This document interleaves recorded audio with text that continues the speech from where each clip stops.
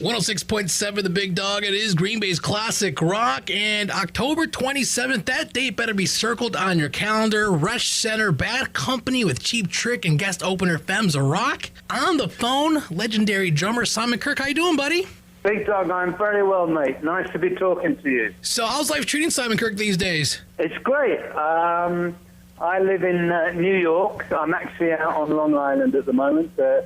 In Montauk, which is right at the end of Long Island, and got a little house out here overlooking the sea.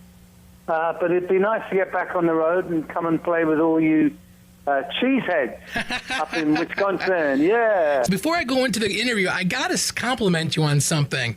Feels Like Making Love ukulele style is phenomenal, by the way. Well done, sir. Thank you. That sounds fantastic. I never heard it before until like 3 weeks ago. I'm like, where was this my whole life? Well, it was something I put together when I did my solo album last year. And my girlfriend heard me sort of dinkling around on the ukulele in our apartment. And she said, "Oh, that's nice. What's that?" And I said, "Well, that's a song that Bad Company used to do. We still do."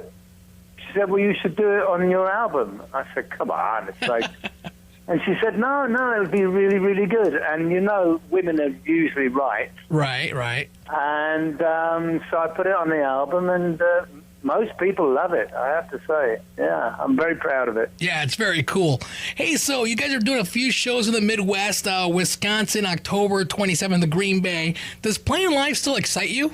Absolutely, Big Dog. I love it. You know, we're coming up on... 45 years this year, next year rather. We started in 74, and it's hard to believe. But I still get a charge when the lights go down and the applause starts, and that's what I was born to do. I think I just love playing. You've been in Free, you've been with Bad Company, and you've done a bunch of side projects. You played with Ringo. You had so many great moments, but at what parts of that big, long career have you felt the most satisfied? Ooh, wow. Well, it's just a few moments along the way of, 50 years.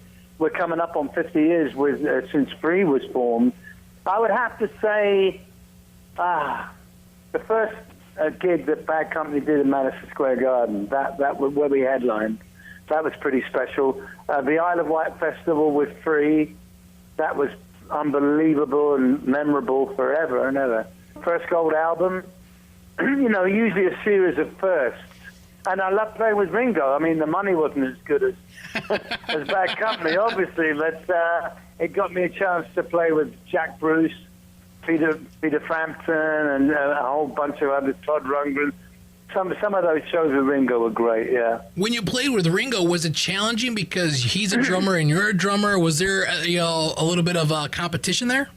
Well, yeah. Well, yes and no. I mean, our styles are very similar. You know, he was a huge influence on my drumming, so I deferred to him. I was very conscious of what I was playing. The only thing that we got to arrange before the show was when we would do our drum fills. Because if two drummers do drum fills at the same time, it sounds like, something going over a cattle grid. It's a mess. So I said to Ringo, look, I'll take the first fill, and then the next bar, the next verse you do. So that's the only thing that we sorted out. Other than that, our styles meshed really, really well. Very cool. So your relationship with Paul Rodgers and Bad Company, you guys known each other forever. Your relationship has lasted longer than, a lot of marriages out there. So what do you think? Yeah. Why is that? There's a good deal of mutual respect. I really respect Paul. Quite honestly, we keep our distance from each other. He lives in Canada, and I live in New York, and I think there's just that understanding that we work very well together. We tend to bring out the best in each other. I mean, I love listening to him sing, even after all these years, and I try and push him as much as I can on stage. And we're almost exactly the same age. I'm 6 months older than him, and it's hard to believe that I'm going to be 70 next year. So I think that's what it is, Big Dog. We're just we're cut from the same cloth, and we have the same influences. And, you know, we never really hung out over the years. He kept his distance, I kept mine. And I think that's something that's worked very well to our advantage. On the phone with Simon Kirke of Bad Company, October 27th at the Rush Center. Bad Company, Cheap Trick, and the Femmes of Rock. So I went to our Facebook page and I asked our listeners to ask questions, all right? So here's a few questions that I thought were interesting. I definitely want to make sure I sneak in here in our time on the phone. Are there still any ambitions left for you to achieve? Oh, yeah. I mean, I'd love to have my own band. You know, when I recorded my solo album last year, I did a few shows with this band from Chicago, the Empty Pockets, and it was great. I mean, I had a ball. So, yeah, I'd love to do a solo tour.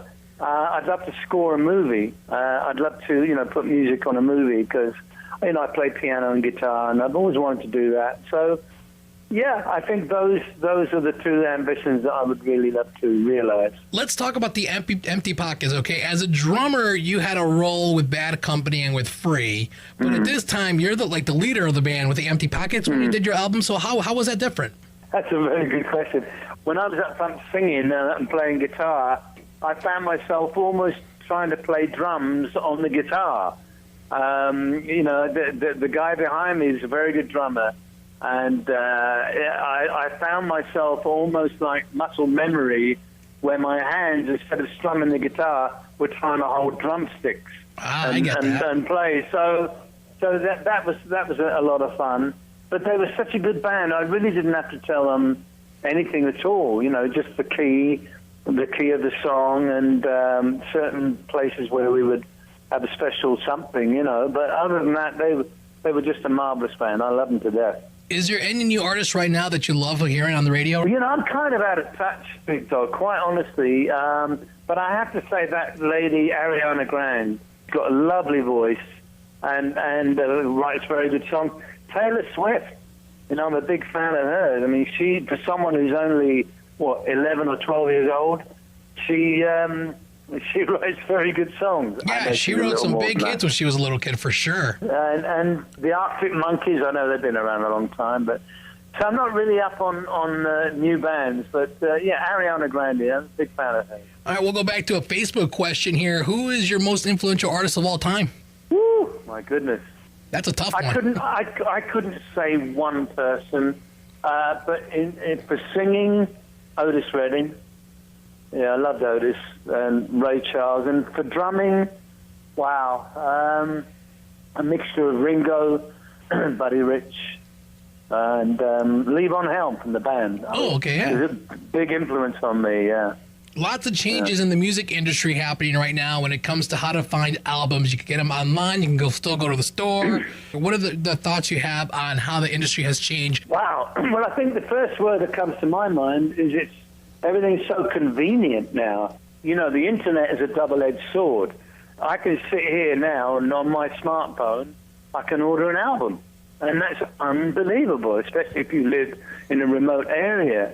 Right. The downside is that instead of getting in my car and going to a town to a record store and spending money along the way with other little things on my journey, I can just get everything with a touch of a button. So, you know, like Amazon is killing the mom and pop stores, but you know, you can order a bloody kayak and have it in your doorstep the next day. I mean, it's an amazing. That's so true.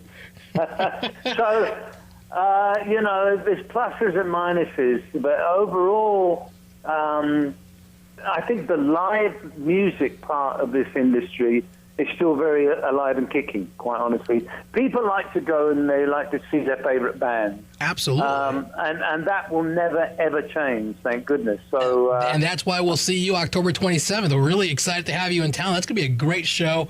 How is it, you know, playing now in 2018 than it was 40 years ago on stage, I mean, with Paul Rodgers in the band? Like, I mean, tell me the differences. Like, are you a little... do you need a little more prep time, or is it more like muscle memory? You just go and do it and sound as good as you do now as you did then? Well, the big thing now for me is that I'm sober. I mean, 40 years ago, when I was a lot younger, thank you.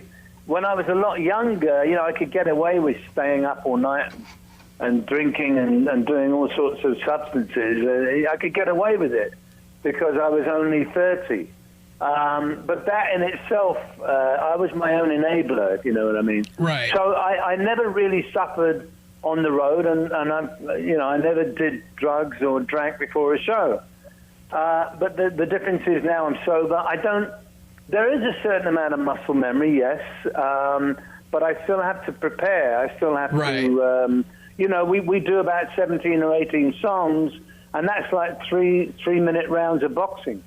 After each 3 minutes, I'm going to have a bit of a breather. But I'm a lot more serene in my approach now. I don't get so crazy anymore. I've been there, done that. And I just live for the music. Without the alcohol and without the drugs, I guess, in a way, you're healthier than the 30-year-old you, huh? Yeah, exactly. Listen, I just made myself a smoothie with chia seeds and maca powder and bloody oranges. Was that your idea or your wife's idea? Yeah, the latter. And before, I'd be having like 2 fried eggs and fried sausages and fried bacon and everything fried. So the way it should be, the way it was meant to be. Yeah, the 5-star breakfast. Circle it on your calendar, October 27th at the Resch Center. Proceeds of the show, get help out the American Cancer Society, the Miracle League of the Lakeshore, Brown County Heroin Treatment Court, as well as the Red Cross, okay? Get your tickets available right now, bigdog.dog.